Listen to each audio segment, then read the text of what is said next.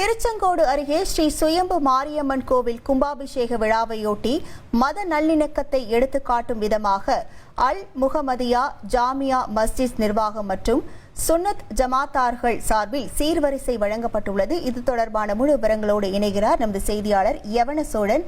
வணக்கம் யவன சோழன், இது தொடர்பான விவரங்கள். வணக்கம். நாமக்கல் மாவட்டம் திருச்செங்கோட்டை அடுத்த கொக்கராயன்பேட்டையில் இந்து சமய அறநிலையத்துறை நிர்வாகத்தில் உள்ள சுயம்பு மாரியம்மன் கோயில் கும்பாபிஷேகம் நாளை நடைபெற உள்ள நிலையில் இரண்டாம் கால பூஜைகள் இன்று நடைபெற தொடங்கியது.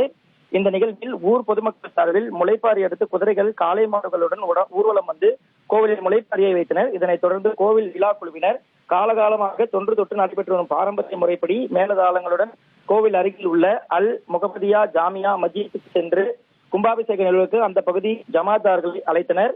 இதனை ஏற்று பள்ளிவாசல் மூத்தவள்ளி ஜலீல் தலைமையில் சுமார் 50க்கும் மேற்பட்ட இஸ்லாமிய பெருமக்கள் அன்னதானத்திற்கான ரொக்கப்பணம் 1 லட்சம், மாலை, சந்தனம், பழங்கள் உள்ளிட்ட 9 வகையான சீர்வரிசை பொருட்களுடன் ஊர்வலமாக கோவிலுக்கு வந்து தங்களது சீர்வரிசைகளை ஊர்வலமாக எடுத்து வந்து கோவிலை வலம் வந்து கோவில் நிர்வாகத்திடம் ஒப்படைத்தனர். தொடர்ந்து சீர்வரிசை கொண்டு வந்த இஸ்லாமியர்களுக்கு கோவில் நிர்வாகத்தின் சார்பில் அம்மனுக்கு சிறப்பு பூஜை செய்து பிரசாதங்கள் வழங்கப்பட்டது.